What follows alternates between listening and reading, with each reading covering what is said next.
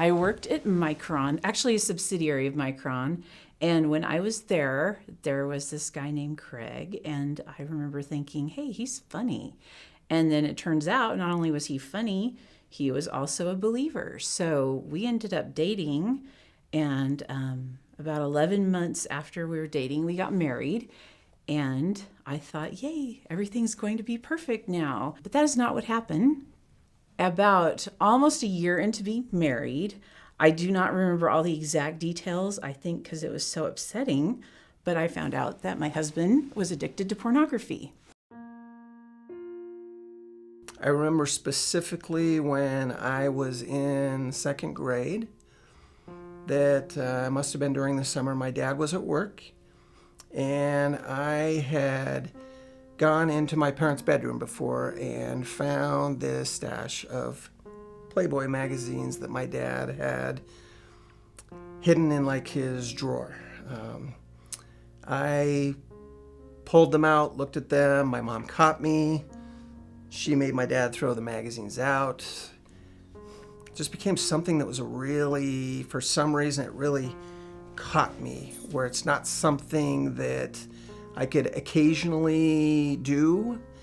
It was something that for some reason, for that brief moment when I was doing that, I would somehow feel better about myself. My first thought was, again, there was no room for forgiveness in my theology at the time with God. God was had to be very angry with me for looking at these books, and it was always in secret, never told my parents. This just became a coping mechanism. All the way through high school, this continued.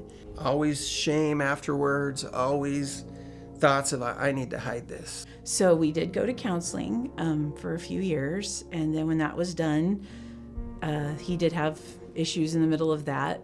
But I thought, well, hey, we're working on this. That's okay. It's going to turn out great. And we'll still, go forward, and all these things will happen that are wonderful. But instead, he just kept getting worse, but he got better at hiding it. Sometimes he'd fess up, and then we'd have a huge fight, and it just went on. So, sorry. The thing about it is pornography is not, it affects everything. So it affected us financially, it affected us emotionally, obviously, everything. And it got to the point where I would just dread getting on the computer, opening mail, or I would travel and come home and just wonder what went on while I was gone. And it just got to be really bad. You start to think, what's wrong with me? It hits your self-confidence, just everything. And then you get insecure and hypervigilant. It also got to be lonely, so he would just sort of check out, and I would come home and he would be off somewhere else. I just became very good at hiding it. I became very good at lying about it, and it was a real problem in our marriage. I had started researching how much it costs to get a divorce in Idaho. What do you need to do? I would go to websites and look up things about pornography addiction, and all the advice was get out, get out, get out. They're not going to get better, leave. I started trying to figure out if biblically I had grounds. I wasn't quite ready to talk to a pastor about it yet. Pornography affects everything, including your relationship with God. I felt abandoned. So I thought, well, I'll give it one more shot. And so I prayed and said, do you want me to divorce my husband? And the answer I got was when our 15-year-old daughter found his phone and there was pornography on it. So I thought, okay, I guess that's your answer. You're getting a divorce. Rightfully so. My wife advised me I needed to leave the house. And to me, it very much seemed like there was a lot of finality to this. Like there was no hope for my family, that I had gotten lost in my sin and my secret life, and my family was gone. And I thought, all right, I guess that's it. And so I do remember sitting at the table, and kids were down the hall. Craig had left, and I just thought, I don't even know what to do. And I don't know why I called the pastor, because at this point, like I said, I'd figured I'd given up. So I called our pastor, and I remember what he said. He said, he said, some of this is just out of the scope of my experience, but I will find you help. And then he said, and then there's somebody I kind of would like to have you talk to, if that's okay. And it was another individual at church who had had something like this happen to her. And so I remember I talked to her for a while, and she wanted me to call somebody else and join a group. And I thought, I'm not going to do that. I'm done. But then again, I thought, you don't want to mess up your kids. Just go to this thing. So I started going to this group, and it was probably one of the best decisions, as well as counseling for that matter, that has been made. You are in this group with these women who talk honestly about things that are going on in their lives, and you can do that too. And you pray, and just through doing that, I got a lot of understanding about addiction and kind of what was going on and why. It is much easier to go through this when you have people that come alongside you and are willing to talk to you and be there when you're at your worst, and where you can also do that for them. I was probably in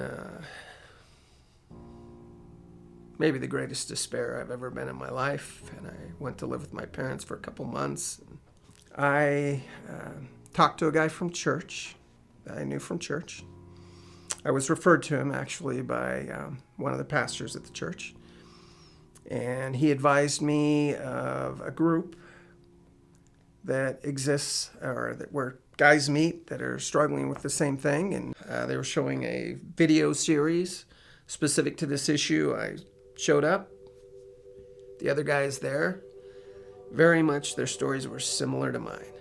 It was very different than anything I'd ever been to, and it was maybe the first time when I had felt like I could share that part of my life and not hide it. At that point, I decided, you know what, God, you're the only one who can do this. I can't do it. I shared with my wife the whole thing, all the details, and some of it she knew, a lot of it she did not. And just wondering if she was even going to be able to want to stay through it, or just get up and leave and say, leave the house, you're done. It was very hard for me to share my story with her and to also hear the impact.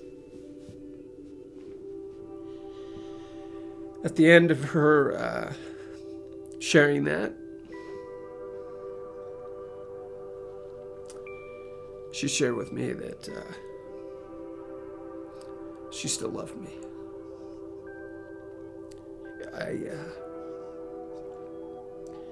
I couldn't process that at that point, because I was just so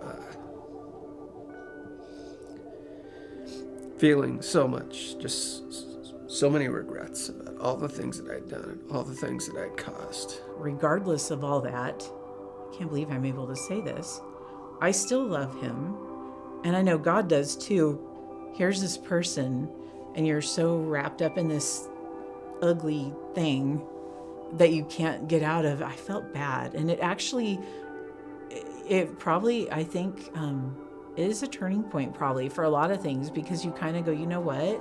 It's not me against you, and I'm angry because there's this ugly thing in the middle called porn. It goes from that to being me and you against this ugly thing called porn with God, because I don't think we'd be able to do it without him. Well, I know we wouldn't. Craig and I are not perfect by any means, but to say our marriage is different would be a huge understatement. And it's all because of God, and then some people were listening to him, I guess, when he prodded them to say, go to this group or write this thing. So yeah, I've met, like I said, some really neat women that have made my life better or more enriched, and for that I'm eternally grateful. And then the other thing, like I said, it's about connection. And if you are alone in any of this, you don't have to be. Shame, for me, only has power when it's hidden and secret. There were a lot of things that really changed my perspective from that day. All of a sudden, even though I'd grown up in church, this idea of Christ taking our sin and shame, it became a very personal thing to me. And I thought about how much shame that I felt and how it just seemed overwhelming to me. And it was like Christ took my sin and he took my shame on the cross. The perfect Son of God took that for me. Why has your story taught you about God? Oh, I thought he abandoned me and he didn't. That's what it's taught me about God. I thought I was alone. And it's weird because you can look back and go, no, wait, he was there all along. You just weren't paying attention. So that is what it has taught me about God.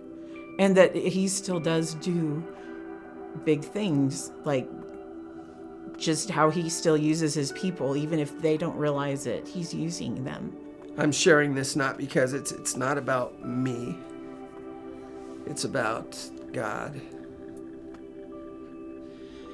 being bigger than my sin and my shame and being able to redeem our marriage. When we were separated and I moved back in, my best hope at the time was just that we'd be able to relate better than we were before, with less arguments.